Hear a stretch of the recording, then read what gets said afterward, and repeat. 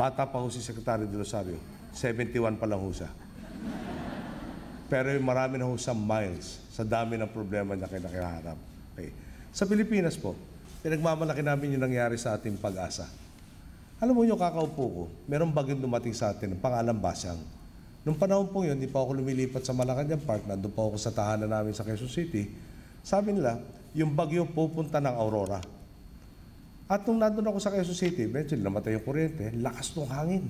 Nagtataka ako, bakit nasa Aurora yung bagyo? Dito na wala ng kuryente, tsaka parang puwipito, halos nasa labas na ng kwarto ko yata yung bagyo. Eh, kinalabasan mo pala, hindi naman pala nagpunta na Aurora. Nagpunta po sa Quezon at Metro Manila. Sabi ko, grabe naman pagkaligaw nito. Ito masakit. Gusto ko kasi maghanda tayo eh.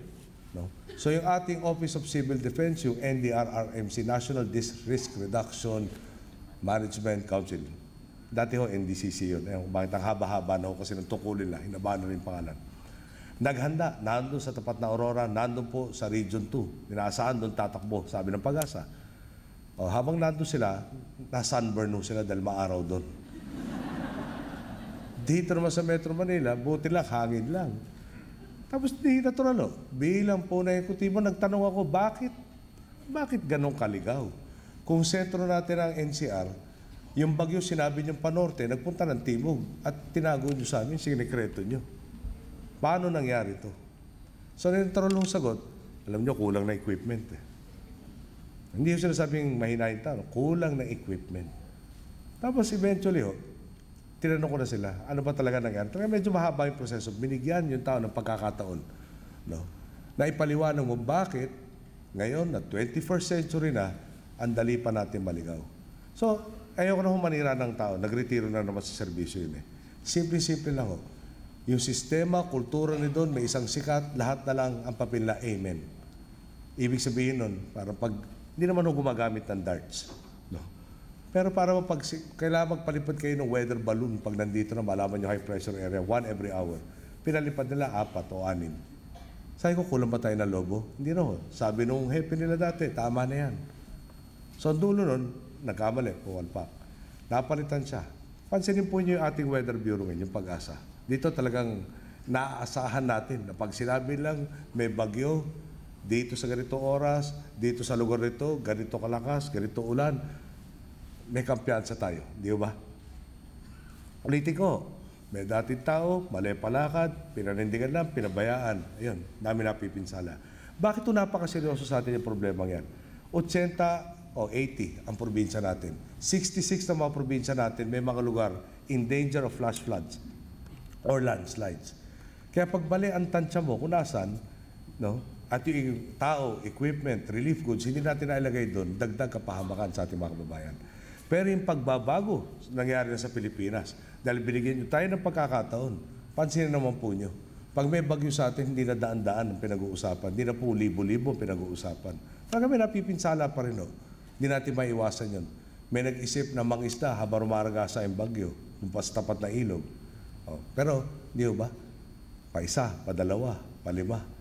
Ibig sabihin po niyan, ginagawa na ng gobyerno ang dapat niyang gawin. At kaya naman ng gobyerno gawin yung tama para mapaglingkuran ng taong bayan at mapangalagaan. Dadagdag ako po.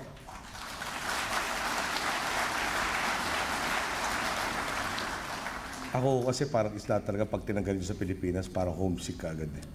No? At pasensya na kayo, no? Total naman, kadalasan ayaw nilang pasabi, ayaw parating yung good news. Ako na magsabi ng good news. Okay.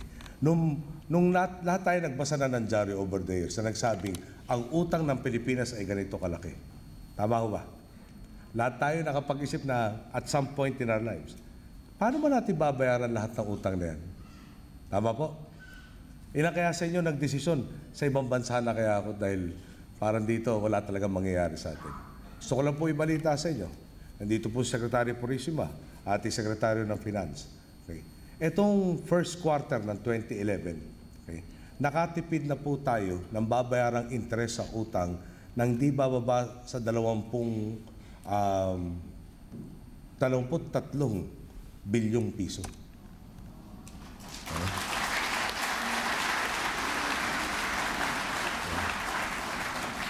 Yung isa sa mga ginawa, siyempre marami hong dahilan. Nandiyan na po yung gumaganda talaga yung ekonomiya natin, tumaas yung koleksyon natin ng buwis. Marami hong dahilan. Ano? Pero yung nandun rin sa masinop na pangangalagaan ng kaban ng bayan, ano po ibig sabihin yan? Iniwan po sa amin, 2010, 2011, talaga pong sasagad yung utang. Kumbaga, pay in full, nag-mature na po eh.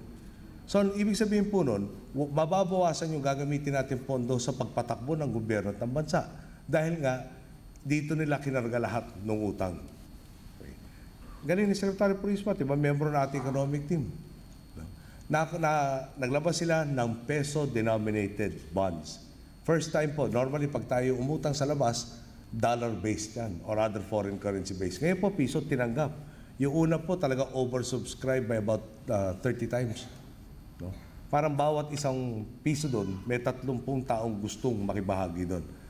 Net result po niyan, yung utang na dapat babayaran natin 2010, 2011, no? Nabayaran natin, kumuha tayong panibagong utang, at yung panibagong utang, inatras yung bayaran 25 years. First good news yun. Pero yung mas magandang good news, yung lumang utang, napalitan natin ng bagong utang na mas mura ang interest. Okay.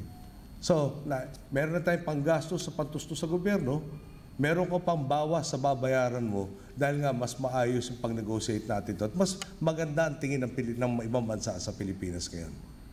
Dagdag ako pa po. Pero kung sobra na ako, sabihin lang nyo. Baka masyado marami na tayo sinasabi. Ngayon po, pwede na tayong mangarap. For instance, alam naman nyo, may LRT, may MRT tayo. Pero nasa planning stages na po at malapit na natin i-bid out yung papuntang LRT San Jose del Monte, Bulacan, papunta ng Cavite, papunta ng Antipolo. Halos sabay-sabay po yan.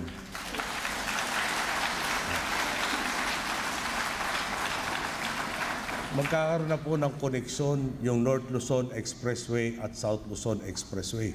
Ibig sabihin po niyan, kung katulad ko, taga-Tarlac, nag-isip ako mag-Batangas para maki-beach, hindi na po ako lalaban ng 2 hanggang 3 oras sa Metro Manila para makatungtong ng karsada papuntang Katimugan.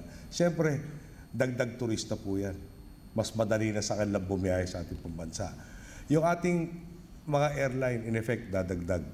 Nagkaroon po tayo ng tinatawag na Pocket Open Skies Policy. Ibig sabihin mo yan, maliban sa NAIA, halos lahat ng ating mga airport na international, pwede nang pasukan ng iba't ibang mga airlines. Yan po magiging susi kung saan ang tourism po natin 3 million a year. Last year po, may hostage crisis tayo, may travel advisory, pero naging 3.5 million yung bisita natin.